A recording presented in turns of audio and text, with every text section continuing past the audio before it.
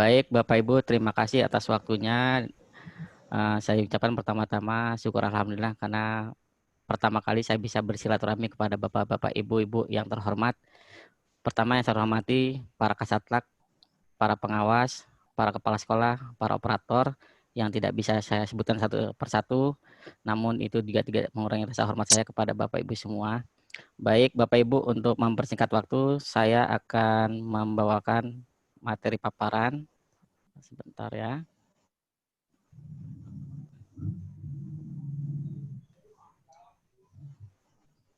Sudah terlihat semua Bapak Ibu tampilan materinya Bapak Ibu? Nah, Sudah terlihat ya? Baik. Baik Bapak Ibu, izinkan saya untuk memandu acara ini.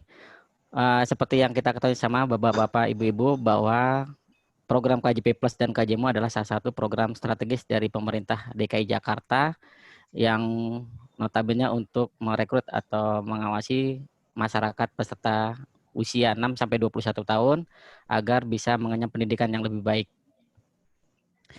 Tujuannya program KJP Plus ini satu adalah salah satu tadi saya sampaikan mewujudkan terselenggaranya wajib belajar 12 tahun, meningkatkan akses penilaian pendidikan secara adil merata, dan tidak kalah menariknya adalah bertujuan untuk menarik anak-anak yang tidak sekolah itu agar kembali duduk di bangku sekolah baik secara formal maupun tidak formal. Yang kedua, keunggulan KJP Plus itu yang pertama yang paling besar itu adalah dari sisi besarannya, semula dari KJP itu 150 untuk jenjang SD berubah menaik menjadi 250.000 di dalam program KJP Plus. Dan untuk program yang lainnya yaitu program penggunaan fasilitas gratis, seperti dulunya hanya bisa masuk ke Monas gratis, sekarang bisa masuk Transjakarta secara gratis. Ini besarannya sudah pada diketahui semua. Saya coba bacakan satu untuk jenjang SD. Besaran dana per bulannya itu 250.000, di mana terdiri dari dana yang bisa dibelanjakan per bulan itu sebesar 135.000, ini secara normal, dan berkala 115.000, dan tambahan lagi untuk jenjang swasta itu sebesar 130.000 untuk dana SPP. Nah, di dalam masa pandemi ini seluruh dana yang diurai itu yang 135 sampai 105 ditambah dengan 115.000 itu diakumulasi menjadi 250.000 untuk ditarik dalam 1 bulan. Adapun penggunaan KJP Plus ini bisa dibelikan untuk sepeda, alat-alat kesehatan seperti alat bantu disabilitas, bisa untuk kacamata, seragam sekolah, dan sebagainya. Penggunaan KJP Plus selama masa pandemi ini itu dibuat untuk 3 kegiatan atau 3 kebutuhan, yaitu kebutuhan pangan, kebutuhan kesehatan, dan kebutuhan pendidikan. Adapun larangan dari penggunaan KJP Plus diantaranya yaitu bullying, sering bolos, merokok. Jika di sekolah Bapak Ibu mengetahui siswa penerima KJP-nya, sebagai bentuk pembinaan bisa dilaporkan ke P4OP untuk diberhentikan atau untuk diblokir dari pemanfaatan penggunaan dana KJP-nya. Bila mana nanti setelah ada perbaikan perilaku, sudah dilihat baik kondisinya dan normal, sudah mau belajar dan sebagainya, ada peningkatan pendidikannya, bisa diusulkan kembali. Adapun dasar hukum penggunaan KJP Plus itu pertama Pergub nomor 4 tahun 2018, lalu diikuti Pergub nomor 15 tahun 2019, lalu Pergub nomor 46 tahun 2020, lalu Pergub nomor 90 tahun 2020, dan terakhir ada keputusan Kepala Distrik nomor 969 tahun 2018. Adapun dasar hukum KJMU itu dilihat dari Pergub nomor 97 tahun 2019 dan Pergub nomor 91 tahun 2020. Sumber data, sebelumnya kita ketahui sumber data itu berasal dari sekolah, dari KPJ, kartu peserta kartu pekerja Jakarta yang diperoleh dari Dinas Tenaga Kerja, dan kartu Jaklingko yang diperoleh dari Dinas Perhubungan. Nah, saat ini ditambah pengolahan datanya oleh Pusdatin Jamsos Dinsos untuk dana untuk DTKS. Apa itu DTKS? DTKS itu adalah data terpadu kesejahteraan sosial, baik tingkat nasional maupun tingkat daerah. Kedua, Dinas Sosial untuk dana panti. Ketiga, Dinas Tenaga Kerja, Transmigrasi dan Energi untuk data anak pekerja buruh. Keempat, Dinas Perhubungan dari Jaklingko, ada Pusdati Komdik, ada Kanwil Kemenak Provinsi DKI Jakarta untuk Dapodik Madrasah, lalu ada penerima existing. Penerima existing di sini yang dimaksud adalah penerima KJP tahap 1 tahun 2020. Persyaratan umum KJP Plus, persyaratan KJP Plusnya umum, dia harus terdaftar sebagai peserta didik di satuan pendidik formal maupun non formal di DKI Jakarta. Kedua, terdaftar dalam DTKS daerah dan atau data yang ditetapkan dengan keputusan gubernur. Lalu berdomisili dan tercatat dalam kartu keluarga Provinsi DKI Jakarta. Untuk kartu pekerja Jaklingko itu terdaftar sebagai peserta di satuan pendidikan formal atau non formal, memiliki kartu pekerja atau kartu pengemudi Mitra Transjakarta Jaklingko, terdaftar sebagai anak asuh, berdomisili dan tercatat dalam kartu keluarga Provinsi DKI Jakarta. Adapun mekanisme dan timeline pendataan saat ini berbeda dengan tahap sebelumnya Bapak Ibu.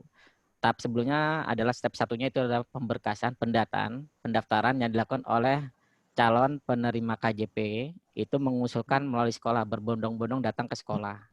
Nah, saat ini tidak dilakukan demikian. Kenapa? Karena tadi sudah data yang diterima, yang diolah dari P4OP adalah data dari Pusdatin Jamsos, ya, dari Jaklingko dan KPJ, lalu diolah, dipadankan dengan data Dapodik, ya, data Dapodik. Nah, itu yang disebut dengan pemadanan data dari tanggal 18 sampai 24. Jadi tidak ada pendaftaran melalui orang tua ke sekolah. Ya. Lalu step keduanya, ini adalah proses tanggal 25 September untuk proses verifikasi, di mana nanti data yang diolah P4OP berdasarkan data global yang dikelola tadi yang ada 9 indikator, lalu dipadankan dengan Dapodik, dengan sistem Dapodik, maka dikeluarkanlah hasil masing-masing sekolah. Nanti akan dimunculkan di masing-masing login KJP sekolah. Jadi ketika nanti sekolah A melihat, itu adalah data-data di sekolah A tersebut. Itu prosesnya ada proses verifikasi daftar sementara calon penerima oleh sekolah.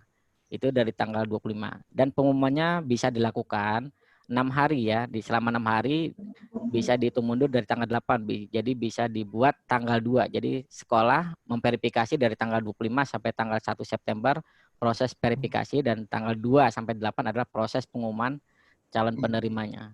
Nah, ketika bagi siswa atau bagi orang tua yang merasa dirinya tidak mampu dan layak mendapatkan KJP, itu ketika melihat data tidak ada, bisa berhubung atau bisa menghubungi Pendamsos, Dinsos yang ada di kelurahan tempat tinggal. Ya, jadi bukan kelurahan di sekolah, tapi kelurahan tempat tinggal masing-masing. Caranya bagaimana? Bisa nanti melihat bit.ly Pusdatin Jamsos DKI. Data di sini adalah data koordinator kelurahan, pendata dan pendamping dinas sosial yang akan mendata para orang tua yang melapor, nanti akan divisitasi oleh tim dari Pusdatin Jamsos. Untuk verifikasinya seperti apa? Nah, nanti verifikasinya menyatakan apakah data yang diterima itu semuanya itu ada aktif sebagai siswa di sekolah tersebut. Misalkan jika tidak ada salah satu datanya ada yang tidak ada di sekolah itu, maka wajib dilaporkan ke P4OP dengan keterangan. Misalkan keterangannya meninggal, keterangannya mutasi, keterangannya berhenti, dan sebagainya. Lalu berkas-berkasnya nanti ada berkas upload. Ya, berkas yang diupload itu berbeda jumlahnya dari tahap sebelumnya. Berkas di sini adalah berkas permohonan bansos, ada surat pernyataan, nanti ada dikirim juga identitas ya, lembar identitas calon penerima KJP. Kenapa? Karena data yang diterima dari Jatim Jamsos itu berbeda dengan data yang dibutuhkan oleh pihak Bank DKI. Dalam hal ini yang bank yang dipilih dalam hal pencairan KJP-nya. Lalu step ketiganya, verifikasi dan persetujuan kepala dinas. Ya, setelah dari sekolah lalu diverifikasi kepala dinas, lalu step keempatnya adalah penetapan Kepgub. Ya, penetapan Kepgub. Nah, ini adalah surat pernyataan kepala sekolah ya setelah melakukan verifikasi. Ya, setelah melakukan verifikasi.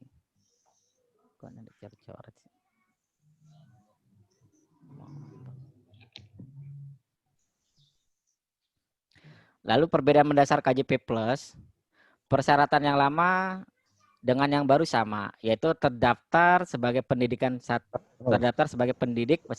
peserta didik di satuan pendidikan formal dan non formal. Yang baru juga sama, terdaftar sebagai peserta didik di satuan pendidikan formal atau non formal di Jakarta. Kedua, terdaftar dalam BDT dan data lain yang ditetapkan keputusan gubernur. Nah, untuk yang baru itu terdaftar dalam DTKS daerah atau data lain yang ditetapkan dengan keputusan gubernur. Ketiga, persyaratan ketiga yaitu wajib membuat atau memiliki SKTM, ya, di mana diperoleh dari pengantar RT, RW lalu ke kelurahan. Nah, untuk yang tahap sekarang, yang format baru, itu tidak lagi membutuhkan SKTM. Kenapa? Karena datanya sudah diverifikasi langsung oleh Pusdatin Jamsos. Karena mereka adalah ahlinya dalam memverifikasi. Mereka sudah tahu mana yang kriteria miskin, kurang miskin, sangat miskin, dan sebagainya. Yang berikutnya, data lama itu berdomisili dan memiliki kartu Provinsi DKI Jakarta. Untuk yang baru juga sama, berdomisili dan memiliki kartu Provinsi DKI Jakarta. Untuk mekanisme,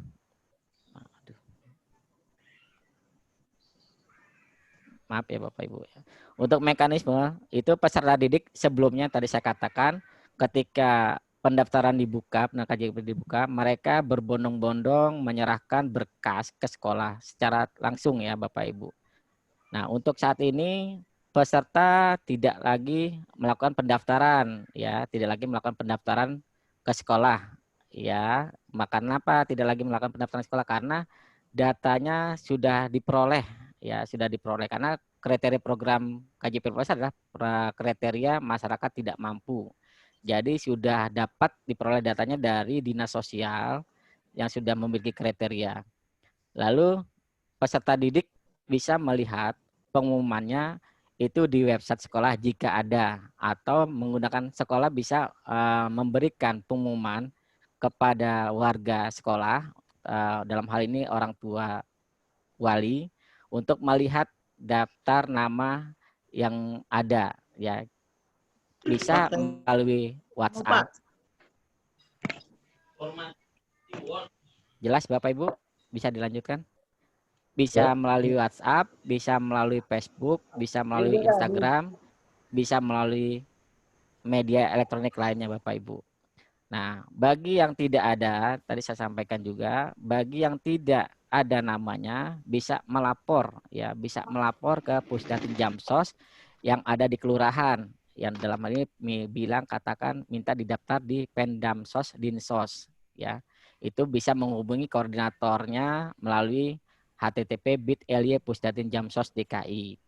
Untuk mekanisme terakhir yaitu sekolah pada tahap sebelumnya itu berbondong-bondong, artinya mengerahkan seluruh kemampuan yang ada di sekolah, baik itu guru, mungkin penjaga sekolah, itu untuk melakukan visitasi ya, membawa instrumen, melihat apakah punya gas 3 kg atau 12 kg, punya mobil, punya motor, punya AC dan sebagainya. Nah, untuk proses yang terbaru ini, jadi guru tidak lagi melakukan atau sekolah tidak melakukan proses visitasi ke rumah-rumah calon penerima KJP.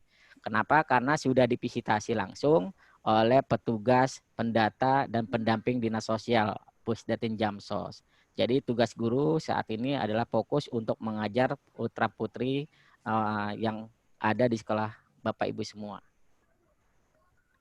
Adapun untuk kartu Jakarta Mahasiswa Unggul KJMU tujuannya satu, untuk meningkatkan akses dan kesempatan belajar di PTN bagi peserta didik yang tidak mampu secara ekonomi dan berpotensi akademik baik. Kedua, memberikan bantuan biaya peningkatan mutu pendidikan kepada calon atau mahasiswa yang memenuhi kriteria untuk menempuh pendidikan program diploma atau sarjana sampai selesai dan tepat waktu. Ketiga, meningkatkan mutu pendidikan masyarakat. Tujuan keempat yaitu menumbuhkan motivasi bagi peserta didik untuk meningkatkan prestasi dan kompetitif. Persyaratan umum KJMU pertama itu memiliki kartu tanda penduduk berdomisili di DKI Jakarta. Kedua, terdaftar dalam DTKS, daerah atau nasional. Ketiga, tidak menerima bantuan beasiswa atau bantuan pendidikan yang bersumber dari APBD atau APBN. Persyaratan khusus sebagai calon penerima KJMU yaitu calon mahasiswa itu pertama lulus dari pendidikan menengah pada satuan pendidikan negeri atau swasta di DKI paling lama 3 tahun sebelumnya, artinya 3 tahun sejak kelulusan. Kedua, calon mahasiswa ini diterima melalui jalur reguler pada PTN di bawah naungan Kemendikbud atau Kemenak. Lalu ke PTS itu harus yang institusinya berakreditasi A dan program studinya terakreditasi A di DKI pada bidang prioritas sesuai dengan RPJMD tahun berjalan. Untuk mahasiswa itu lulusan dari pendidikan menengah pada satuan pendidikan negeri atau swasta di DKI paling lama 3 tahun sebelumnya. Pengajuan paling lama pada semester 2. Diterima melalui jalur reguler pada PTN di bawah naungan Kemendikbud, PTN di bawah naungan Kemenak, PTS dengan akreditasi institusi A, dan program studi yang terakreditasi A di DKI pada bidang prioritas sesuai dengan RPJMD tahun berjalan. Nah, ini adalah daftar PTS di DKI Jakarta, sebanyak 12 PTS. Untuk program ini baru launching, belum lama. Ya, ada di Filsafat Driyarkara, ada Trisakti, ada BINUS, ada Gunadarma, ada UHAMKA, ada UNAS, ada UP, ada UNTAR, ada Mercubuana. Adapun larangannya, yang paling vital adalah cuti. Bentuk apapun cutinya, cuti melahirkan, cuti misalkan ada cuti sakit dan sebagainya, maka kepesertanya sebagai penerima KJMU itu akan dinonaktifkan atau dibatalkan dan berhenti atas permintaan sendiri, melalaikan atau memperpanjang waktu pendidikan, nilainya di bawah ketentuan dari PTN atau PTS ditentukan di bawah 3 prodi sosial dan 2,7 di bawah prodi eksakta, ataupun juga menerima bantuan biaya lainnya selain KJMU, ketahuan dapat informasi verifikasi dari kampus, maka akan kita blokir penggunaannya. Adapun peruntukan dana KJMU itu pertama untuk biaya penyelenggaraan pendidikan adalah biaya yang dikelola oleh PTN atau PTS. Ini yang dikenal dengan UKT.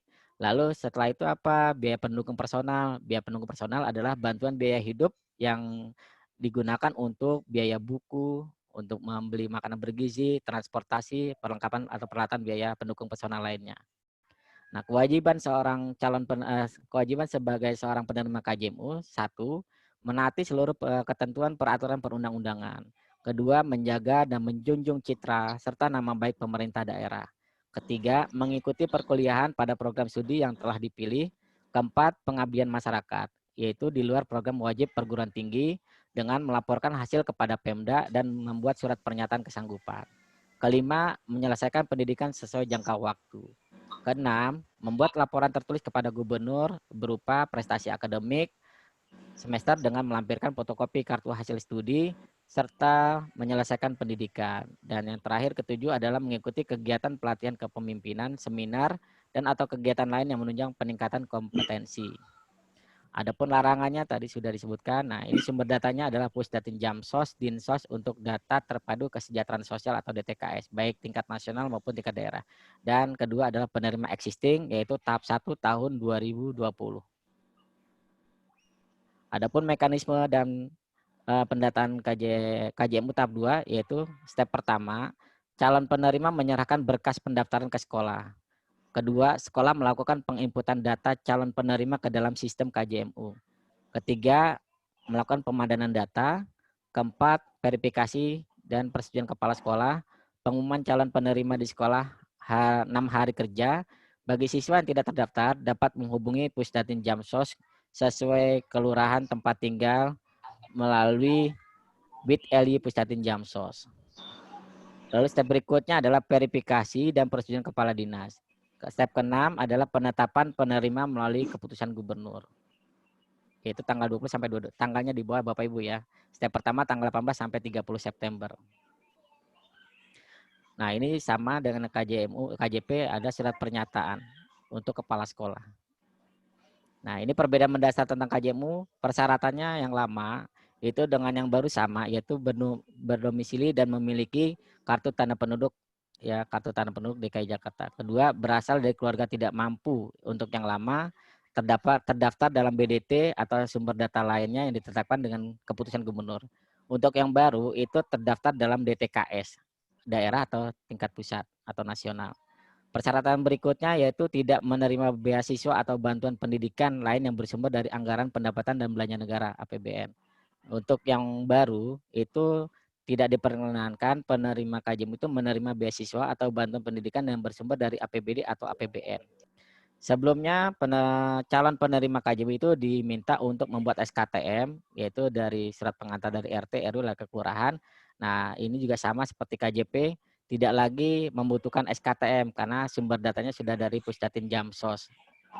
Untuk mekanisme seperti biasa sama seperti KJP, KJMU itu sebelumnya melakukan pendataan, melakukan pendaftaran melalui sekolah dengan menyerahkan berkas ke sekolah. Lalu untuk yang baru, peserta didik tetap melakukan pendaftaran melalui sekolah. Ya, peserta didik tetap melakukan pendaftaran melalui sekolah, lalu bisa melihat pengumumannya.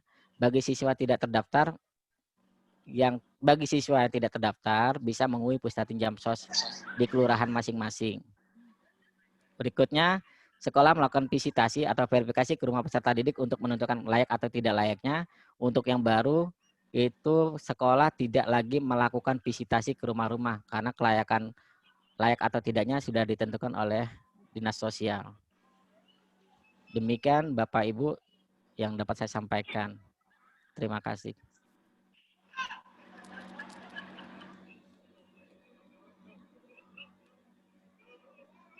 Silakan Bapak Ibu, mungkin ada hostnya yang bisa membantu. Ya Pak Muhammad Zainul, mungkin nanti dari hostnya aja ya Pak. Ada hostnya di sini atau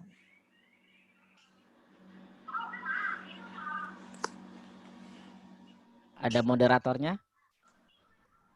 Nggak ada. Langsung ini Pak. Silakan Pak Muhammad Zainuddin. Ya Pak, Assalamualaikum warahmatullahi wabarakatuh. Waalaikumsalam warahmatullahi wabarakatuh. Semangat semuanya Bapak dan Ibu. Saya sedih dengan adanya anak-anak KJP, orang tuanya, karena setiap ngambil uang itu apa yang dia katakan adalah mau gajian. Sedih banget itu. Dan semakin banyak yang mendaftarkan menjadi anggota KJP. Ini kriteria dari pemerintah itu Mbok ya yang jelas banget gitu loh. Mosok anak punya apa itu orang tuanya pakai motor Mac, anaknya KJP gitu. Itu sebagai contoh. Mohon perlu kali ya KJP tidak usah lewat sekolah. Alhamdulillah mudah-mudahan ini menjadi keringanan bagi sekolah. Dan tadi itu mohon jawabannya karena orang tua sudah mulai aku mau gajian ketika mengambil uang KJP setiap bulannya. Terima kasih. Baik Pak Muhammad Zainuddin. Perlu saya sampaikan Bapak bahwa untuk proses layak atau tidak layaknya sebelumnya memang untuk dunia pendidikan, dalam hal ini dinas pendidikan terutama yang penjalannya adalah guru-guru, itu notabene mereka adalah bukan seorang verifikator Pak, verifikator layak atau tidak layak. Karena sebagai contoh misalkan dicontohkan di sekolah, satu sekolah ya, satu sekolah ada misalkan 2 guru ya, kelas 1 sama kelas 2 contohnya. Di kelas 1 itu berdasarkan instrumen yang diberikan, ya bicara lama ya Pak, instrumen yang diberikan sebelumnya itu mereka sama, instrumen visitasi diberikan ke 2 verifikator ya, kelas 1 dan kelas 2. Misalkan di kelas 1 itu melihat setelah visitasi ke rumah, ya melihat visitasi ke rumah berdasarkan instrumen, seharusnya dia tidak layak. Ya, karena dia mengetahui betul bahwa si calon penerima yang divisitasi itu dalam kesehari-harinya tidak bisa makan. Walaupun secara kasat mata itu notabene ada kriterianya di instrumen itu Pak, punya AC, punya motor, gitu Pak, punya mobil. Seperti itu. Ada yang verifikator yang di kelas 2, itu notabene dia saklek Pak. Artinya apa yang dilihat, apa yang tertera di instrumen yang dipegang, itu dijalankan Pak. begitu. Nah, dalam hal ini sekolah tidak lagi melakukan visitasi, Bapak. Jadi nanti yang melakukan proses verifikasi layak atau tidak layaknya adalah yang ahlinya, Pak, dari Pendansos, Pendamsos, Dinsos, ya, pendataan dan pendampingan dari Dinas Sosial. Dalam hal ini nanti dikeluarkan dari Pusdatin Jamsos. Itu mereka standby ada di masing-masing kelurahan. Kemarin saya sempat cek ke Kelurahan Rawabunga, itu ada 2 petugas, Pak. Ada 2 petugas. Ya, jadi nanti kalau misalkan yang tadi Bapak sampaikan punya Vario ya Pak, punya motor, nah, tapi dapat KJP itu miris, terus bicara gajian. Nah, nanti ke depannya jadi sudah betul Pak, jalurnya sudah benar. Karena ya, Alhamdulillah. jalurnya sudah benar Pak, karena guru itu fokusnya hanyalah untuk mengajar Pak, Wah, untuk keren. mencerdaskan Terima kasih. anak bangsa. Ya. Seperti itu Pak. Jadi nanti cuman diminta bantuan, ya minta bantuannya hanya memverifikasi benarkah dari data yang diterima oleh masing-masing sekolah melalui login masing-masing KJP sekolah. Nah, misalkan di sekolah A ada 50 data yang diterima hasil pemandanan data yang dilakukan oleh P4OP. Ada 50 ketika dikonfirmasi ke sekolah, ternyata dicek siswa aktifnya hanya 45. 45. Ya, ada 45. Nah, 5-nya ini kemana? Berarti kan 5-nya nggak ada. Nah, itu nanti Bapak kasih keterangan. Apakah 5 ini keterangannya maaf sudah meninggal?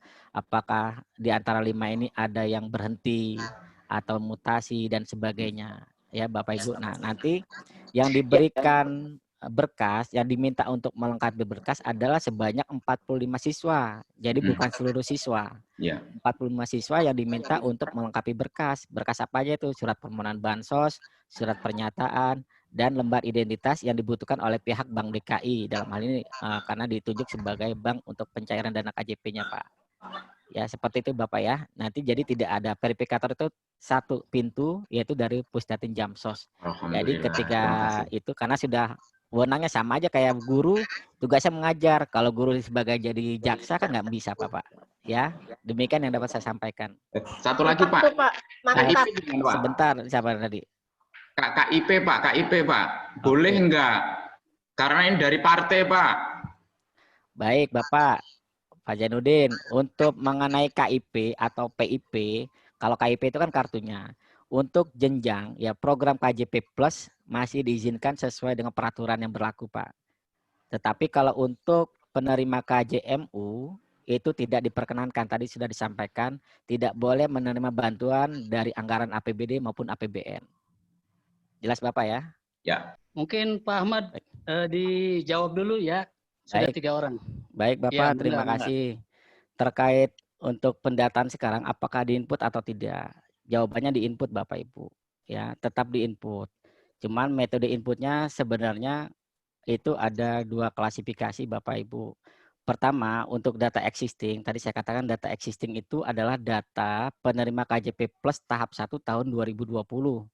Jadi ketika nanti metodenya sebelumnya kan ketika operator atau pihak sekolah petugas yang ditunjuk melakukan proses penginputan, itu melakukan penginputan NIK ya, NIK. Nah, setelah saya konfirmasi, saya tanya untuk metode sekarang seperti apa, yang saya terima informasinya bahwa nanti sekolah tinggal mengklik namanya ya, mengklik nama peserta didiknya. Nah, ketika mengklik nama peserta didiknya, nanti akan muncul identitas. Jika dia penerima lama, ya existing tahap 1 tahun 2020, nanti akan muncul datanya. Nah, untuk penerima baru atau pengusulan, itu datanya diminta untuk diinput. Kenapa? Karena tadi saya sampaikan bahwa data Pusdatin Jamsos, pengolahan datanya itu tidak berhubungan dengan data perbankan yang diminta oleh pihak bank. Makanya pihak sekolah diminta untuk menginput data identitas calon penerima KJP ataupun KJMU. Nah, perlu saya sampaikan juga Bapak Ibu, jadi data yang dimaksud, data yang diterima dari berbagai sumber, setelah dipadankan datanya dengan data Dapodik, maka dari jenjang kelas 1 sampai kelas 12, itu baik lama maupun baru, datanya sudah include jadi satu Bapak Ibu. ya. Jadi tadi yang disampaikan Pak Bimo, bagaimana kalau dia penerimanya sudah kemarin tapi sebelumnya sudah menerima. Kalau tidak ada datanya di dalam data pemadanan yang Bapak Ibu lihat di tampilan web KJP setelah dipadankan dengan data Dapodik, maka setelah ada pengumuman tanggal 25, maka diarahkan saja Pak, diarahkan untuk melapor ke Pusdatin Jamsos tadi melalui bit.ly Pusdatin Jamsos.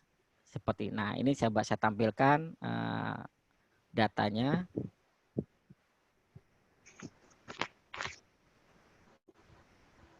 Nah ini datanya Bapak Ibu yang tadi bit.ly itu.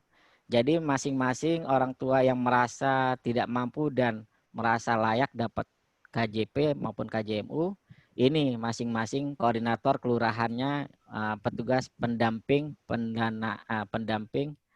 pendataan dan pendamping sosial Provinsi DKI Jakarta. Ini kontak personnya, ya. Jadi tinggal telepon saja, nanyakan caranya gimana untuk bisa masuk sebagai kategori data miskin.